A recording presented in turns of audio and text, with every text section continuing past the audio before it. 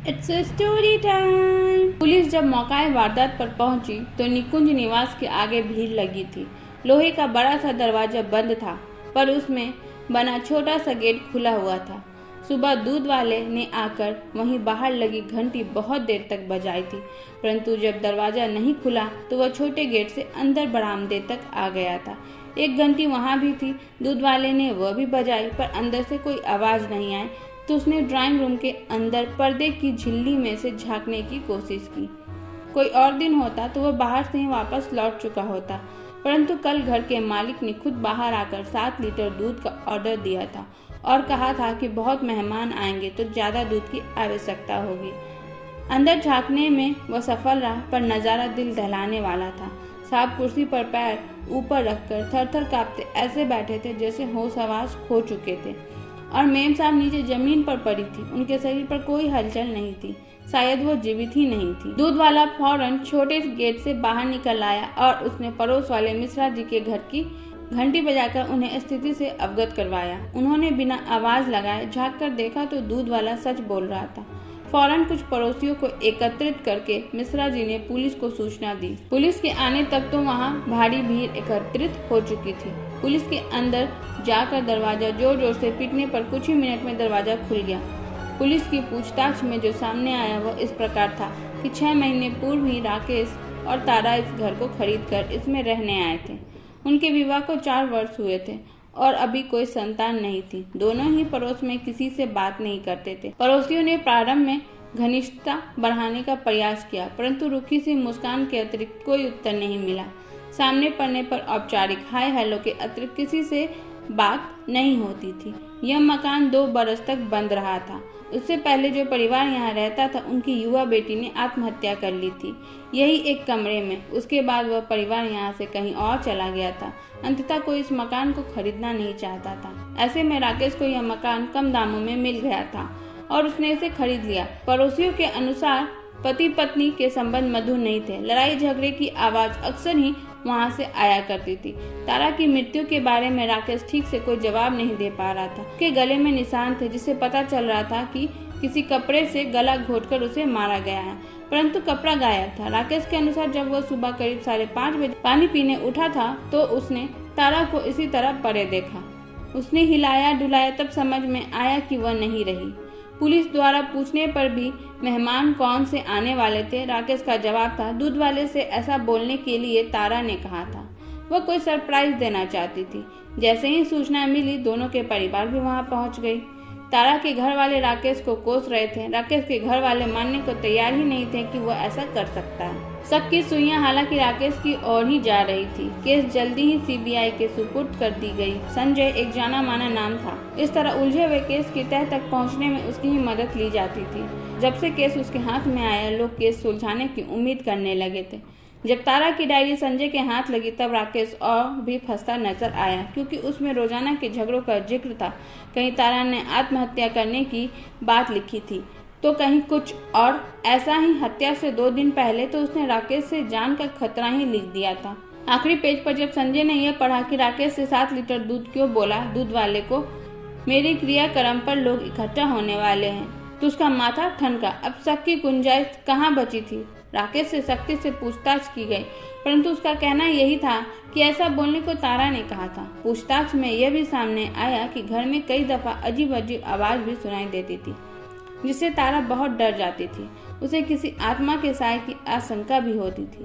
राकेश ने बताया कि आवाजें तो उसे भी सुनाई देती थी, पर इस बात पर संजय ने विश्वास नहीं की। उसने राकेश से पूछा कि तारा डायरी में हर बात लिखती थी, तो उसने डायरी में यह बात क्यों नहीं लिखी। इस पर राकेश ने बताया, तारा को मैंने कभी डायरी लिखते नहीं देखा। वो डायरी लिखती थी ये तो मुझे आपसे पता चला। राकेश ने हैरानी से बोला। एक बार तो संजय चकराया, फिर उसने तारा की हैंडराइटिंग दिखाने के लिए कहा। उसे डायरी के अतिरिक्त घर में तारा के हाथ से लिखा हुआ कुछ नहीं मिला। राकेश ने कहा, वह सारे काम लैपटॉप और मोबाइल फोन पर करती थी। मैंने उसे घर पर कुछ लिखते कभी नहीं देखा था। संजय ने पूछा, फिर तुम कैसे ये दावा कर सकते हो कि राइटिंग उसकी है या नहीं। राकेश, क्योंकि शादी से पहले उसने कुछ पत्र मुझे लिखे थे और एक बार हमारी जोरदार लड़ाई हुई थी तो गुस्से में उसने खुद ही सब फाड़ डाले थे। संजय ध्यान से उसके चेहरे को पढ़ रहा था। लिखावट तारा की है या नहीं ये साबित करना मुश्किल नहीं था उसके लिए, पर राकेश जो कह रहा था उसमें क्या थोड़ी सी भी सच्चाई है? राकेश से आगे कहा, इस डायरी से तो ऐसा लगता है कि हमारे रिश्ते बेहद खराब थे, जबकि ऐसा नहीं है। हम लड़ते बेशक थे, पर प्यार भी एक दूसरे से बहुत करते थे। राकेश ने दिमाग पर जोर डालते हुए कहा, मुझे कुछ याद नहीं आ रहा। तारा की माँ को भी डायरी दिखाई गई तो उन्होंने भी लिखावट तारा की होने से इनकार किया। आगे की पूछताछ में तारा की माँ से पता चला कि तारा की एक गहरी दोस्त थी जो अक्सर उससे मिलने आती थी और तारा उससे बहुत प्रभावित थी। उसका नाम नीलम था, पर तारा का फोन खंगालने पर पता चला कि उस नाम से उस मोबाइल में कोई नंबर सेव नहीं था। राकेश को उसके बारे में कुछ खास जानकारी नहीं थी। उसे सिर्फ इतना ही पता था कि कुछ महीने पहले उसकी दोस्ती नीलम नाम की किसी लड़की से हुई थी और वह दोनों अक्सर मिलती जुलती थी, परंतु राकेश की उपस्थिति में वह कभी नहीं आई। राकेश ने उसका फोटो तक कभी नहीं देखा था, ना उसने कभी देखने की इच्छा जाहिर की थी और ना ही तारा ने स्वयं कभी दिखाया था। लेकिन उसने यह आवश्यक बताया था कि नीलम बाकी लड़कियों से बहुत अलग है। उसे फोटो खिंचवाना पसंद नहीं था।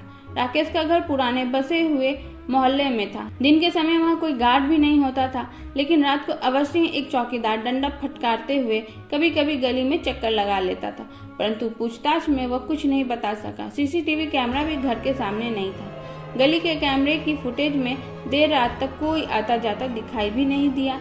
सबका शक बार बार राकेश पर ही जा रहा था, लेकिन नीलम को ढूंढना भी जरूरी था। आखिर खास सहेली थी तो आई क्यों नहीं? सारे शहर में ये खबर आग की तरह फैल चुकी थी। राकेश बार बार डायरी उठाकर लिखावट पहचानने का प्रयास करता रहा। अचानक याद आया, ऐसी लिखावट तो माया की भी थी। माया उसकी पुरानी महिला मित्र थी, परंतु वह निश्चित तौर पर यह बात नहीं कह सकता था। माया से रिश्ता खत्म हुए 5 साल हो गए थे। तारा से बात पक्की होते ही राकेश ने माया के पत्र और उससे जुड़ी हर निशानी मिटा दी थी, पर उसकी मोती जैसी खूबसूरत लिखावट उसे रह रहकर आज याद आ रही थी, जो कि डायरी वाली लिखावट से हूबहू मिलती थी। उसने संजय को बताना उचित समझा। संजय को जैसे ही यह पता चला, उसने फिर से सीसीटीवी फुटेज राकेश को दिखाई। शाम के करीब 5 बजे एक लड़की गली में दिखी। हालांकि उसने अपना चेहरा काफी हद तक ढक रखा था। चाल ढाल से राकेश को वह माया ही लगी। सामने वाली पड़ोसन ने भी पूछताछ में बताया कि उन्होंने कल किसी को आते नहीं देखा था, पर यह फुटेज वाली लड़की अक्सर ही तारा के पास आती थी। माया अब कहाँ है, इसके बारे में राकेश को कुछ पता नहीं था, परंतु उसके बारे में बाकी सब कुछ उसने संजय को बताया। करीब 6 बरस पहले उसकी मुलाकात माया से हुई थी। उसका बिंदास स्वभाव राकेश को भा गया। धीरे धीरे दोस्ती बढ़कर प्यार में बदल गई। राकेश ने उसे जीवन संगिनी बनाने का फैसला भी कर लिया था कि कुछ विश्वसनीय सूत्रों से पता चला कि माया सही लड़की नहीं है। उसका उठना बैठना आपराधिक प्रवृत्ति के लोगों के साथ है और वह स्वयं भी छोटी मोटी वारदात में नियुक्त रहती है। राकेश का दिल टूट गया। उसने फौरन रिश्ता समाप्त करने का फैसला किया। माया ने बहुत मनाया, बहुत समझाया, खुद को बदलने की बात भी कही, पर राकेश दृढ़ निश्चय कर चुका था। कुछ दिन बाद घर वालों ने ही उसके लिए तारा को चुना था। 6 महीने रिश्ता तय रहा। इस दौरान ही तारा ने राकेश को कई पत्र लिखा था। शादी के बाद माया के बारे में राकेश ने तारा को कुछ नहीं बताया था और उनके बीच सब ठीक ठाक था।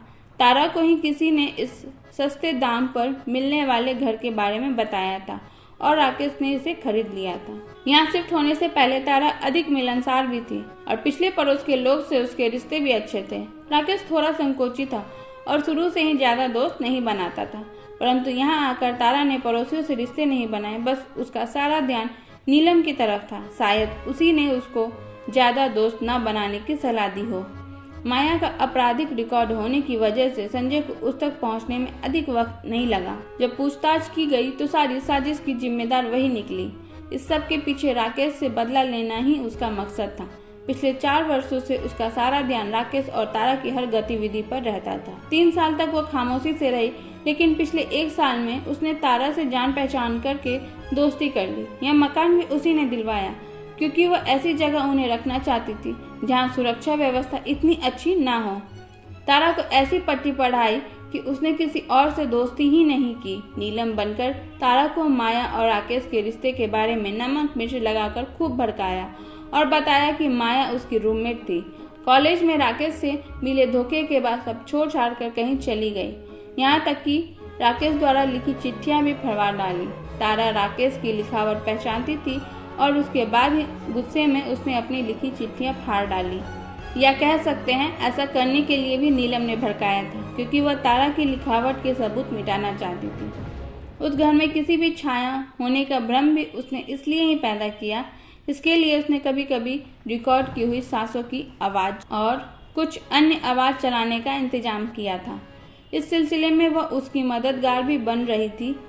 दूध वाला 7 लीटर दूध इसलिए लाया था कि भूत भगाने के लिए घर पूजा रखवाई गई थी और राकेश के लिए यह पूजा सरप्राइज थी। सब कुछ योजना बनाकर एक दिन पहले शाम को राकेश के घर पहुंचने से पहले वो प्रसाद के नाम पर नशीली खीर दे गई थी और खाना खाने के बाद राकेश और तारा ने वह खीर खाई थी। दोनों गहरी नींद में सो गए। उस दिन वह घर में ही छिपी रही। रात को तारा को खींचकर हॉल में ले आई जिससे राकेश की नींद ना खुले। अपने ही दुपट्टे से उसका गला घोंटकर मोबाइल से सारे सबूत मिटा डाली। मोबाइल फोन से वह नंबर, मैसेज सब कुछ डिलीट कर दिया। तारा की दराज में वह डायरी रखी। फिर बाहर आकर सुबह की प्रतीक्षा करने लगी। 5:30 बजे जब राकेश का नशा टूटा तो उसे प्यास लगी। तारा बगल में नहीं थी। उसे लगा वॉशरूम में होगी। पानी लेने वह बाहर आया तो उसकी चीख निकल गई। उसने हिला कर देखा तो डरकर कुर्सी पर खुद को समेटकर बैठ गया। ये सब माया ने बाहर से देखा। जब रोशनी के साथ सड़क पर चहल पहल शुरू हो गया तो चुपचाप छोटा गेट खोल कर निकल गई। उसने पूरी कोशिश की थी कि हत्या के इल्जाम में राकेश फंस जाए और सजा पाए, जिससे उसका बदला पूरा हो सके, पर ऐसा नहीं हो सका। बड़े से बड़ा अपराधी भी कोई सबूत छोड़ ही देता है और वह तो फिर भी उतनी साथी नहीं थी। संजय जैसा ऑफिसर सामने था जिसने निर्दोष को सजा मिलने से बचा लिया।